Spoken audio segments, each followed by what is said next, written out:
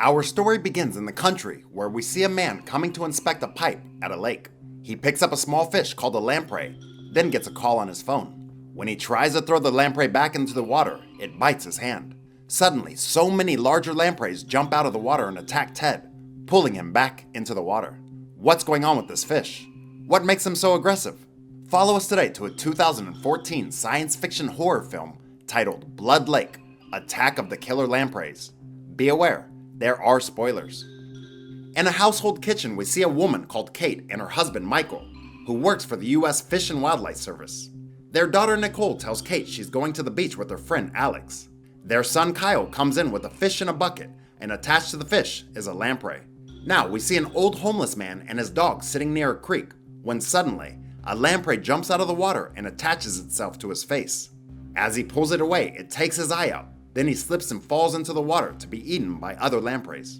Back at Kate's house, Michael is showing Kyle how the lamprey attaches itself to the fish. He tells Kyle he can keep the lamprey as a pet. Just then, a woman called Ellen comes by to welcome them to the neighborhood. Kate tells Ellen they're only here for the summer. Now, Michael is talking with his assistant named Will at the dam. Two other workers called Rich and Marcy are talking about the increase in the number of lampreys in the water system, blocking the turbine pumps. Marcy has found 2 dead lampreys. Mayor Ackerman arrives and meets Michael. He tells him they will need to clear up this problem with the lampreys in a couple of days so that the town will still have plenty of tourists coming to the area. The lampreys are still coming through the turbine. We see a lakeside beach where so many young people are having fun, in and out of the water. The homeless man's dog turns up and Kyle makes friends with him and calls him Scooter. Kyle tells Alex and Nicole that Scooter went into the water, but he didn't come back. Kyle sees blood on Nicole's legs, and Alex has blood on his legs too. Now, everyone is running out of the water with blood on their legs. One boy gets pulled under the water completely. Michael is in his office talking online to a lamprey expert who tells Michael that lampreys can jump 2 to 3 meters and they will attack people if there aren't enough fish for them to eat. Nicole calls her father and tells him about the fish biting her legs in the lake. Will tells Michael that the mayor has been getting calls from people about dead fish washed up on the edge of the lake. They figure it must be from the lampreys. Will sends Rich to check out the lake, while he and Michael go out to see where the lampreys are getting through. We see Rich is sitting in a dinghy out on the lake, and he sees a few lampreys swimming by. He opens a beer over the side, and a lamprey jumps up and bites his hand. He stands up and loses his balance, then falls into the water. Michael and Will are near the dam, and they see lampreys climbing over the dam wall. There are no other fish to be found. They see Rich's boat, but when they try to turn it over, some lampreys bite their arms. Will gets a call that they found Rich's body. At the hospital, we see the coroner looking at Rich's body with marks all over his face. He's about to open the body when Michael calls him and tells him not to do anything with the body until he gets there. But it's too late. He's already made an incision. The lampreys that were inside Rich's body suddenly jump out and attack the coroner. Now we see Michael looking at Rich's body when Will and the mayor walk in. Will sees the coroner's body on the floor and tells the mayor they'll have to close off the lake. Michael says it's worse than that. It looks like the lampreys have gone down the drain into the water system. The mayor is reluctant to cut the water supply, but Michael tells him it's far worse than he can imagine.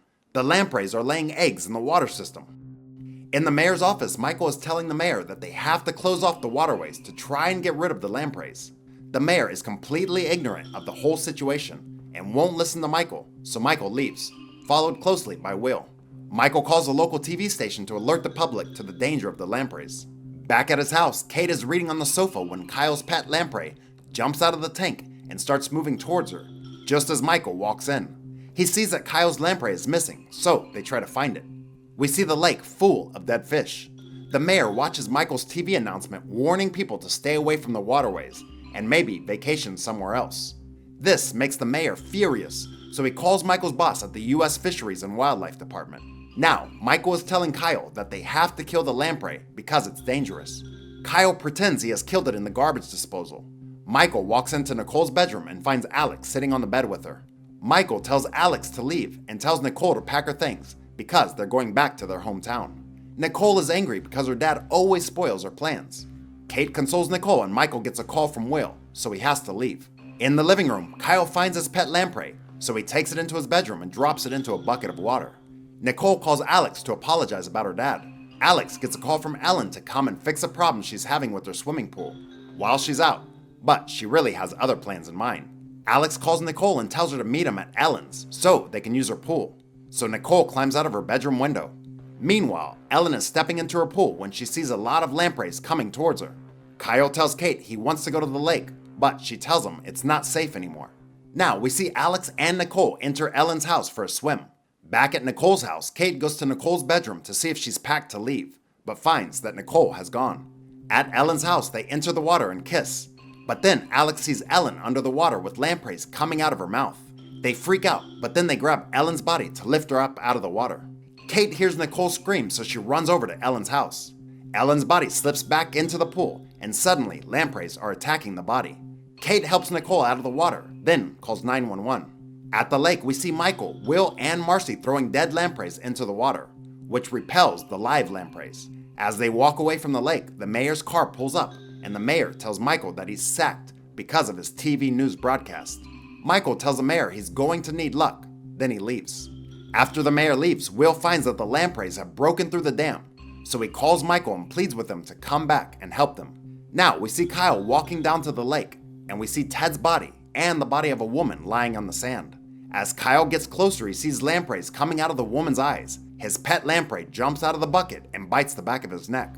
Out of nowhere, the dog runs up and bites the lamprey off Kyle's neck and runs away with it. Kyle takes his cardigan and places it over the woman's head.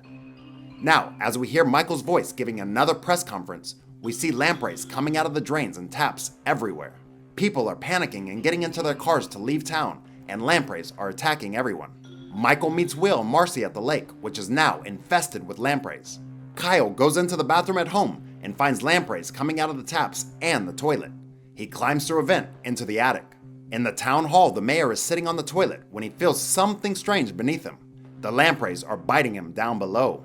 He falls off the toilet and a large lamprey makes its way up his back passage. Oh, ouch. Michael and Will are driving when Michael tells Marcy to go to the school playing field in her car. They hear a radio report about the lampreys on the road where Marcy is going. They turn around and go after her. Marcy stops when she sees lampreys, but before she can get away, the lampreys are climbing into the car and attacking her. Michael and Will arrive, but it's too late. The lampreys have got her. At Ellen's house, the police and ambulance arrive, and a police officer goes in to talk to Kate. Before you know it, a lamprey jumps out of the water and attacks the police officer, who falls into the water and is attacked by other lampreys. Alex, Kate, and Nicole run back to their house, but Alex tells Nicole he has to check on his family. Meanwhile, in Kate's house, Nicole goes into the bathroom to find Kate trapped in the shower with lampreys coming after her. Nicole gives her a curling wand to kill them, and shortly after, the two of them run out of the house. Kyle is still in the attic, but Kate can't hear him calling for help.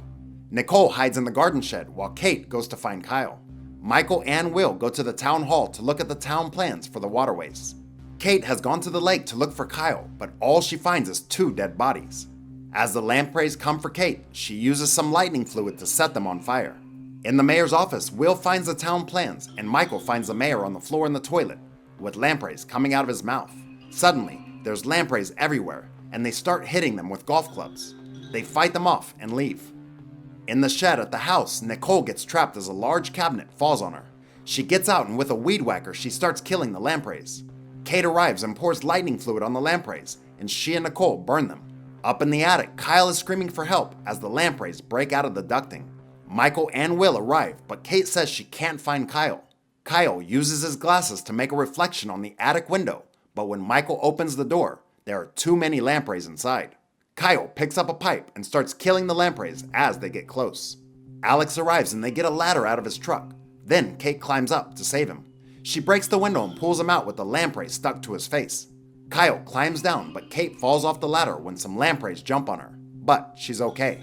They climb into the 2 trucks, and Michael takes Kate, Nicole, and Kyle to a safe place to wait while they kill off the lampreys. Will calls out to warn them that a high voltage tower is falling. It falls to the ground with live wires everywhere. Now, for some reason, a hole appears in the ground, and lampreys start jumping out. Michael says he has an idea. He's going to take the livers from the dead lampreys and put them into the reservoir to attract all the lampreys to one place, where he can electrocute them with the power from the power station. As they're about to leave, a large lamprey attacks Alex. Then more come, but Nicole quickly starts up the weed whacker and kills him. They arrive at the power station and drop the livers into the reservoir below, to attract all the lampreys, but they need more livers. Nicole gets attacked again, but when they look around, Will has gone down into the reservoir tunnel to get more lampreys. Michael goes down to help him, but shortly after, Will is overcome by lampreys. Bye-bye, Will. As Michael climbs out of the hatch, Alex turns on the power and all the lampreys are electrocuted. Back at their house, Michael and his family are packed up and ready to leave. As they drive off, we see some cleanup workers in a park. Scooter is there, and one of the workers tells him to get lost. Scooter sees Kyle's family's car and runs to get in with him. As the worker is having a drink, a large lamprey comes out of the drain and grabs his ankle. Like and subscribe to watch more videos like this, and don't forget to turn on your notifications. That really helps my channel. Thanks for watching. A father holds a gun on his son's head while the kid begs his father to let go. He says it's for the best and gets ready to pull the trigger. What circumstances could degrade a father to this level? Is it a family secret or something far more sinister? Let's find out. The film begins with a man driving on an abandoned road before his car breaks down in the middle of nowhere. He notices a farm and goes to seek help. He calls out for the owner to no avail. He then hears some noise and follows it around the house. He peeks into the basement and gets scared to see a man screaming at someone. While backing off, he stumbles into a trap and hurts his foot. He manages to get out of the trap and begins running, only to get killed by a body trap. The man named Jackson later gets out of the house and casually buries the body. I can already see where this movie is going. The film now shifts to an FBI special agent Daria, arriving at the town named Devil's Gate, North Dakota, to investigate the disappearance of a woman named Maria and her son, Jonah. She lands at the airport and is welcomed by Deputy Colt. Upon reaching the station, she has a disagreement with Sheriff Grunwell, who doesn't want Daria to have a suspicion about Jackson, as he is a well-known man in the town and no one even considers him a suspect. Daria keeps her ground and wants to investigate on her terms. Back at the farm, we see Jackson annoyed and screaming at someone in the basement and ordering it to be silent as his actions led to the captivity. She partners up with Deputy Colt and visits Maria's sister, Teresa, who reported them missing. She mentions the recent change in Maria's husband Jackson's behavior, as he was previously a well-mannered man, but recently his temper began to rise at the smallest things, and he would punish his son more often. They are also informed that Maria had around a dozen miscarriages before finally having Jonah. That right there should be a sign that something is just not right. Daria recovers Jonah's sketchbook, which is filled with disturbing drawings with repeated symbols. Maria's mother angrily accuses Jackson of doing something to her daughter and says that if they died on that land, their soul would never find rest. Daria wants to investigate Jackson, but Colt doesn't like the idea, as he went to school with him and has known him to be a respected religious fella of the town who stayed out of trouble, so no one suspects him of doing anything wrong. They rather think that Maria and Jonah must have run away. Still, Daria convinces Colt to take her to Jackson's place against the sheriff's order. On the way, they find the stranded car from before still outside the farm. That right there is another telltale sign of bad things to come. They get to the farm and notice the traps all over the place, and Daria asks how Colt could think it's normal. He replies that the traps were not there a few days before when he visited. They try to call Jackson out, but Jackson just peeks at them from inside and doesn't come out. Daria proceeds inside the barn and finds Maria's car still there, indicating that she never left to see her sister before disappearing, as Jackson had claimed in his statement. Jackson creeps from behind, pointing a gun at her. He takes her outside and demands they get out of there. Colt distracts Jackson, and Daria manages to take the gun away as Colt cuffs Jackson down. They hear a strange noise coming from the house, and Daria immediately goes inside to investigate. Jackson keeps warning them to leave it alone for their own good, but Colt doesn't take any of it. She looks around the house and finds everything to be normal until she gets to the basement, where she finds a strange humanoid creature held captive in a cage. The sky has now started to get dark, and Daria questions Jackson about the creature in his basement, accusing him of experimenting with his livestock. Jackson claims that it is a demon who must have been an ex-angel discarded from heaven. According to him, it kind of took his wife and son, but Jackson managed to capture it and hold it hostage in hopes of making an exchange for his family. She asks him how he captured that thing, not believing anything he said, and Jackson refuses to answer her question. She arrests him on the charges of assaulting a police officer, and Colt takes him into the car.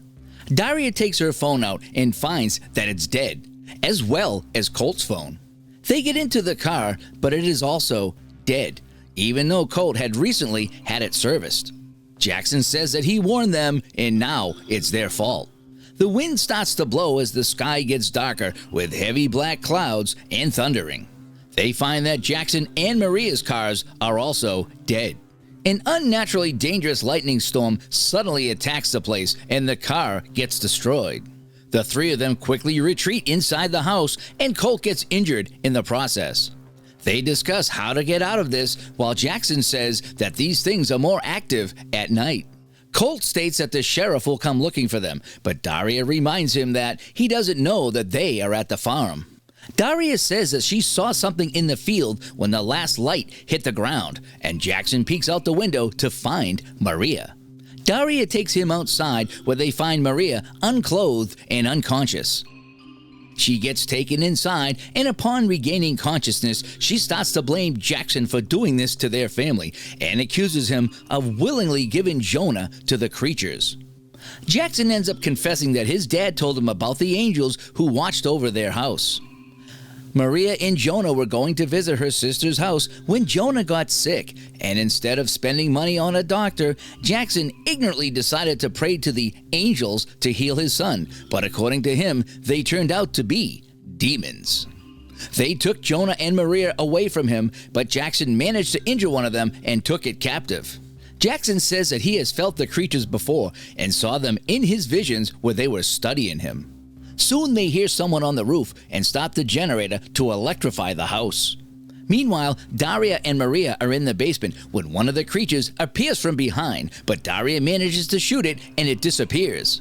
They go outside looking for Jackson's dog, but find him mutilated on the rooftop. This enrages Jackson, and he goes downstairs and cuts a finger off the caged creature, despite Colt's plea that it's crazy. He then takes the finger, followed by Daria and Colt, and starts to dig in the dirt to find a stone disc with some kind of sign on it. He puts the finger on it, and soon a beam of light emerges from the sky, and the finger disappears. Daria matches the symbol on the disc to Jonah's drawings, and concludes that the disc is an alien teleporter, despite Jackson's insistence as he dismisses her, saying that his son drew stupid things all the time. She then notices one of the alien discs in an old photo of Jackson and his father. She asks why his family held on to a land that is not at all productive. Maria encourages Jackson to tell them what his father had told him, and Jackson admits that his father was involved in some sort of alien conspiracy, believing it to be God's path for them that cursed his family bloodline. Daria decides that they need to find Jonah to get to the bottom of this thing. Finally, someone taking charge. The creature seems to be in pain and dying, which makes Jackson open the cage, saying that it cannot die until he says it can. The creature touches Jackson's head, making him experience an intense psychic moment where Jackson begins to see weird visions of some look-alike being made. They rescue him, and Jackson reveals that the aliens killed the fully human Jackson long ago and created the body that he currently inhabits, explaining the change in his behavior. Maria realizes that she didn't marry the man she fell in love with, and all along he made her believe that everything was her fault. She shows Daria and Colt a collection of alien baby corpses that she gave birth to, whom Jackson had killed as abominations against the Lord, refusing to even give a proper burial. Daria realizes that the aliens are replacing humans, and Jackson is now one of them. Jackson also admits that they are planning to colonize Earth because their world is dying, and they took Jonah because he was the most important for being the first natural-born hybrid. Daria still plans to rescue Jonah, as she still believes that he could be normal, and sends Colt upstairs to fight the aliens all alone and make sure that the house is secure. Daria tries to convince Jackson to help her as she believes that there is still some of Jackson left inside him. Maria also begs him to save Jonah as he's all she has left. Meanwhile, another alien gets inside the house and uses its psychic abilities to tear Colt apart. While pretending to help, Jackson knocks Daria unconscious and takes the alien in his arms, telling Maria that he is going to make this right. The other alien lets Jackson walk past him and then goes to Maria, touching her stomach as Maria says yes. Daria recovers and rushes upstairs and finds Colt's cold body. She apologizes to him and takes his gun. She confronts Jackson, who returns the alien to the stone circle, and with a flashlight, Jonah returns to the ground. He hugs his father, but Jackson puts a gun on his head, believing him to be an abomination. Jonah cries, but Jackson says that is for the best. Daria tries arguing, but a gunshot is heard while blood sprinkles over Jonah. Daria looks behind to find Maria with a shotgun who had executed her husband. She orders Jonah to come close and forces Daria to drop the gun, vowing that no one will ever take her son from her again. The next day, the sheriff arrives with the authorities and believes Jackson to be a sick criminal. He insists that Daria stick to this story and dismisses her story as no one would ever believe it, including him, warning her it will cost her entire career as the world will think she is crazy. While Maria also backs up the statement of Jackson being behind all of this. Daria leaves while Jonah watches her with a sinister look. A while later, Maria finds Jonah prying open a floorboard in the barn. Jonah tells his mother it is time for the harvest, and the film ends as he shows her a large collection of alien summoning discs. Follow us today to a 2014 Canadian nature survival horror film called Backcountry. Before we start, be aware, there are spoilers. As this story begins, we see Alex and his girlfriend Jen in a parking garage, preparing for a camping trip. They drive through the city to the campsite, listening to a radio along the way. After a few questions from Jen, Alex begins to brag about his survivalist talents, and they both laugh, enjoying the joke. Alex puts in a music CD that he enjoys, but Jen absolutely hates. Alex sings the song through, and Jen can't help but smirk at his antics, even joining in, albeit mockingly. Stopping at the entrance to the camping grounds, the couple goes and meets with Ranger Carl to register their trip. Carl offers Alex a map, which he denies. Carl asks again, warning Alex of the potential dangers of the time of year they chose to camp. Carl asks Alex where the couple are headed and informs them that Blackfoot Trail, their destination, is closed due to other campers mistreating the area. Alex insists on going, and Carl reminds him that there would be an expensive fine for being caught in the area. Carl gives the couple a medical kit, and they leave. Later, as they begin to unpack, Alex chastises Jen for her excessive phone use. They then take a picture to commemorate the start of their trip. The couple sets off across the lake, taking in the beautiful scenery. Once they reach land again, Alex accidentally drops their canoe on his foot, but he walks it off. He gives Jen the whistle from the medical kit, and Jen shows Alex the bear mace that she had purchased a few days earlier. He also finds a road flare in her bag and mocks her for bringing it along. They continue along a trail in the forest, and Jen is visibly nervous about her surroundings. Alex tries to reassure her that they won't come across any danger, and they continue on taking rest stops and admiring the nature around them. Sometime later, they set up a quick camp, and Alex sets up a fire. He reminds Jen of a swimming hole they saw a little while back, wanting her to join him inside. Jen reluctantly joins Alex to go swimming, as they jump in and enjoy their time. Afterwards, Alex goes to get some more wood for the fire. Jen wants to join him, but he turns her down. Alex chops some wood for the fire and comes back to the campsite to see Jen talking with a hiking guide named Brad. She invites Brad to dinner, and Alex goes to get changed. Alex asks Jen if she is comfortable having Brad around, and she says that she is. Jen then admits she was the one to invite Brad, and they got into an argument, and Jen leaves the tent. Brad tries to leave the couple, but they insist he stay for dinner. They both watch as Brad cleans the fish they're about to have for dinner. That night, during dinner, Brad asks what Alex does for a living. Alex tells him, and then Brad makes a slightly racist comment about his job.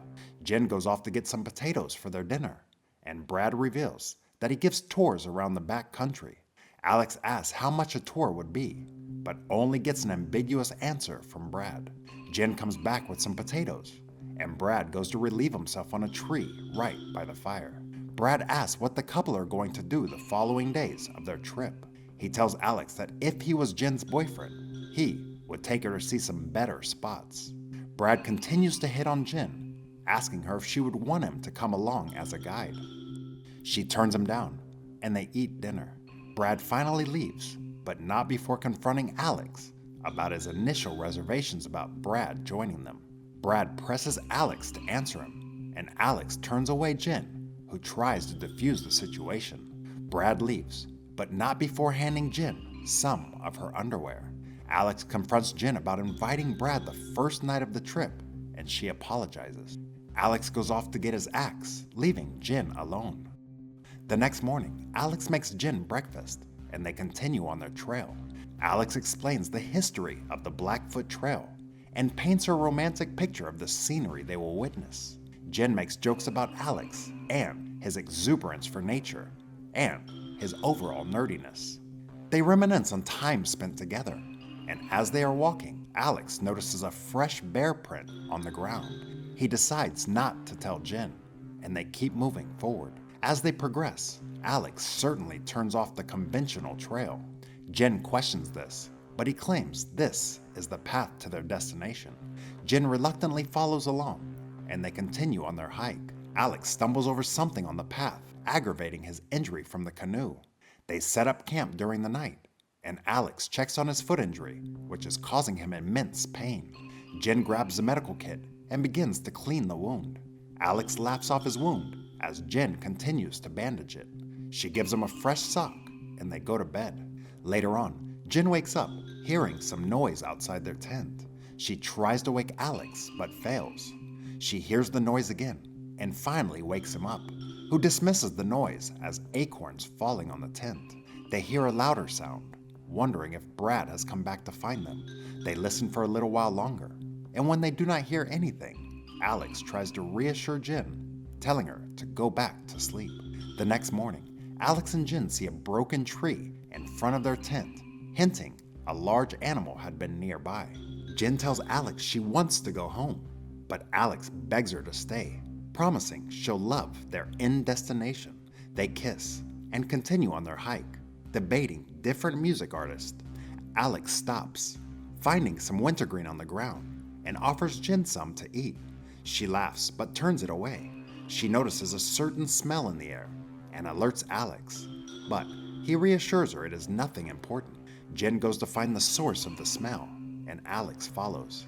They come across an eaten deer carcass, and Jen walks away disgusted. As they traverse deeper into the forest, Jen struggles to make it through the terrain. She falls down on some animal waste and becomes frustrated, even snapping at Alex when he tells her they have finally reached their destination. Alex helps to clean Jen's face, and they continue on the final stretch of their hike. They finally reach the summit, and as they go to look over what should be a lake, they realize, horrified, that they are at the wrong location. Jen's panic grows as Alex claims he was 100% sure of where he was going. Jen asks for a map, and Alex admits that he does not have one, thinking he didn't need it. Jen reminds Alex that he has claimed to have done this trail many times, even just a year or so ago. Alex admits that it had been much longer since he has last been on the trail, which sends Jen scrambling to find her phone. Alex also admits that he had Jen's phone out of her bag back at the car. She's angry at him, claiming she wanted to have the phone just in case of an emergency. He admits that they have traveled far since his initial realization. Jen freaks out, reminding Alex that not only do they not have a map or phone, but they are completely alone as well. Jen is still furious, demanding to know why they couldn't have just had a regular camping trip. She piles on, claiming that Alex always tries to impress her and show off. Alex shoots back that he wasn't, But Jen finally admits that she never wished they came on the camping trip, calling Alex a loser. Alex reveals he was going to propose to her and walks away. Later, Jen tries to apologize and they prepare to set up camp. As Alex is hiding their food in a tree, he hears something out in the forest, but ignores it. The next morning, a bear paces outside their tent, sniffing and poking around. Neither of the couple are roused by the bear, and it ends up leaving. When they wake up, they see that their food has been eaten. Alex blames the raccoon for taking their food, and they pack up camp and leave. Making their way down the trail, Alex finally admits that they are truly lost. They continue blindly along, not knowing if they're heading in the right direction. They soon stop for a break. Jen notices a bear bed right beside where they have stopped. She suggests that they make it as far as they can before nightfall, and Alex follows her. During the night, the couple realize they have essentially run out of food as well, safe for half of a protein bar and a bit of alcohol. They have a drink, and Alex apologizes again. Jen reminds him that things could be worse, and that they have each other. They kiss, becoming intimate, but are interrupted by loud noises around their camp. Alex yells out, hoping to scare the animal away. The couple goes back to their tent, and Jen reassures Alex that he has scared off the animal. The next morning, Alex reassures his girlfriend that everything will be okay with their relationship, and they kiss. As Alex opens the tent, he sees a bear extremely close by. He tells Jen to stay quiet, watching the bear draw closer. Alex scrambles to find his axe, but realizes it is not inside the tent. Jen readies her bear mace as the bear approaches the entrance of the tent. The bear rips through the tent, injuring Jen. Alex defends Jen against the bear, but he is bitten on his leg. Jen sprays the bear with her mace, causing it to temporarily retreat. Jen tries in vain to wrap Alex's injury as he screams in agony. Alex fears he will die, but Jen does her best to reassure him otherwise. The bear comes back to the tent, dragging Alex away and killing him. He yells for Jen to run away, and before she finally runs, she grabs his engagement ring. Jen sprints through the forest trying to find her way out. She trips and falls, hitting her head on a rock, knocking her unconscious. She soon wakes up and begins screaming in vain for help. She finally takes out the engagement ring and she puts it on, mourning Alex's death. Hearing the bear in the distance, Jen continues on her way, despite her injuries. As dusk begins to fall, she finds a tree to climb and rest there for the night. Jen is woken up to the sound of a helicopter, and she screams for help, but they can't hear her. She cleans her wounds in a nearby stream and finds some wintergreen nearby to eat. Yet again, the bear approaches, and she takes off running with the bear chasing after her. Jen comes to a waterfall and descends down the right side. She slips and falls, injuring her leg. She makes the splint out of nearby branches and continues on. Jen continues through the night, using her road flare as a light. The next day, she finally stops, succumbing to her injuries and fatigue. Jen wakes up and slowly continues on until she finally reaches their canoe they had left behind. Jen paddles across the lake until she finally reaches their starting point, collapsing. Brad is just ahead of her, preparing to guide a group when he sees Jen and rushes to her aid. Like and subscribe to watch more videos like this. And don't forget to turn on your notifications. That really helps my channel. Thanks for watching.